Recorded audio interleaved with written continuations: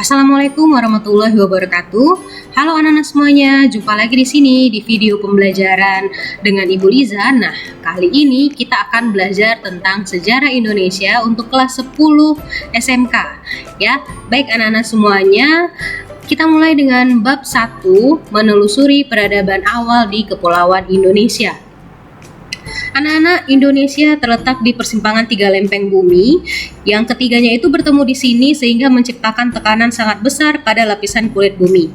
Sehingga lapisan kulit bumi di wilayah ini terdesak ke atas dan membentuk paparan-paparan yang luas dan beberapa pegunungan yang sangat tinggi.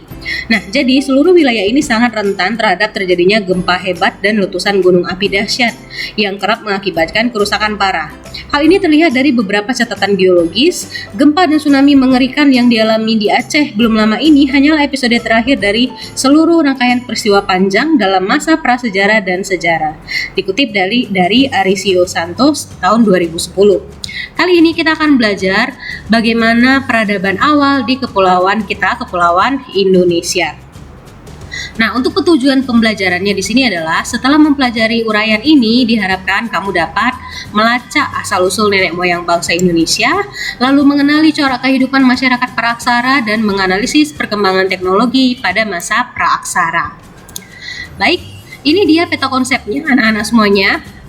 Jadi untuk bab 1 ini kita akan belajar tentang asal-usul nenek moyang bangsa Indonesia yang berawal dari sebelum mengenal tulisan, terbentuknya Kepulauan Indonesia, dan kita akan mengenal manusia purba di Indonesia. Lalu kita akan lihat dari corak kehidupan masyarakat praaksara, baik itu pola hunian, berburu, meramu, sampai bercocok tanam, dan sistem kepercayaannya. Lalu kita bisa lihat dari perkembangan teknologi antara batu dan tulang, lalu berkembang menjadi pantai dan gua, lalu mengenal api, lalu ada sebuah revolusi dan konsep ruang pada hunian. Inilah yang akan kita pelajari di bab 1 ini. Lalu, materi pembelajaran di bab 1 ini terbagi menjadi 6 subbab. Untuk video kali ini, kita akan mempelajari subbab A, yaitu sebelum mengenal tulisan. A. Sebelum mengenal tulisan.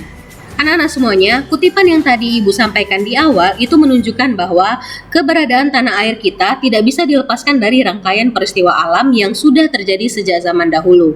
Jadi, dinamika sejarah yang telah bermula sejak manusia ada, jika dirunut hingga sekarang, kita akan menemukan bahwa kesinambungan sejarah itu tidak mudah terputus, sehingga meskipun segala macam perubahan yang sudah terjadi, itu namanya sejarah itu akan selalu berkelanjutan.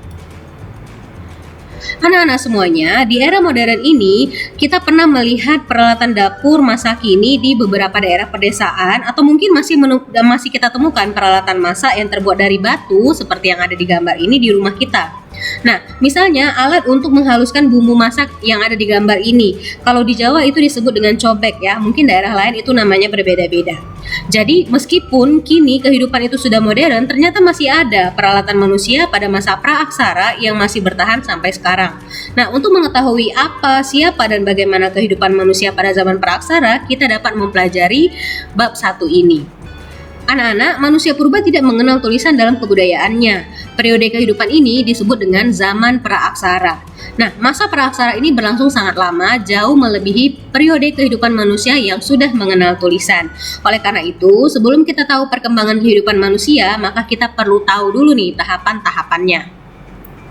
Sebelumnya, kita akan memahami dulu apa itu praaksara. Praaksara ini adalah istilah untuk menggantikan istilah prasejarah.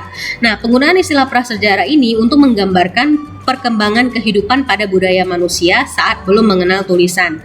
Jadi, penggunaan istilah praaksara ini menggantikan istilah prasejarah. Kenapa tidak menggunakan istilah prasejarah? Karena kalau diartikan, pra ini artinya sebelum, sedangkan sejarah itu adalah peristiwa yang terjadi pada masa lalu yang berhubungan dengan aktivitas dan perilaku manusia. Sehingga prasejarah berarti sebelum ada sejarah.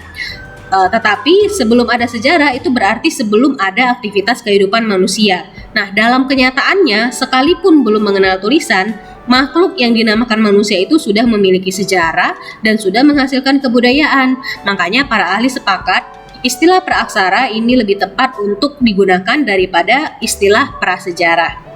Sedangkan praaksara itu berasal dari dua kata, yaitu pra artinya sebelum dan aksara artinya tulisan.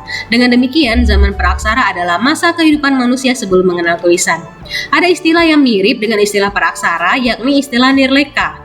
Nir artinya tanpa dan leka artinya tulisan. Karena belum ada tulisan, maka untuk mengetahui sejarah dan hasil-hasil kebudayaan manusia adalah dengan melihat beberapa sisa peninggalan yang dapat kita temukan. Lalu pertanyaannya, kapan waktu dimulainya zaman praaksara? Maka zaman praaksara itu dimulai sudah tentu sejak manusia itu ada. Itulah titik dimulainya masa praaksara. Selanjutnya, kapan zaman praaksara itu berakhir? Zaman praaksara berakhir setelah manusia mulai mengenal tulisan.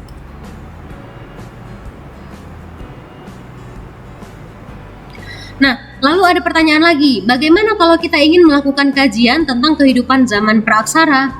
Nah, untuk menyelidiki zaman praaksara, para sejarawan harus menggunakan metode penelitian, ilmu arkeologi, dan juga ilmu alam seperti geologi dan biologi. Ilmu arkeologi ini adalah bidang ilmu yang mengkaji bukti-bukti atau jejak tinggalan fisik, seperti lempeng artefak, monumen, candi, dan sebagainya.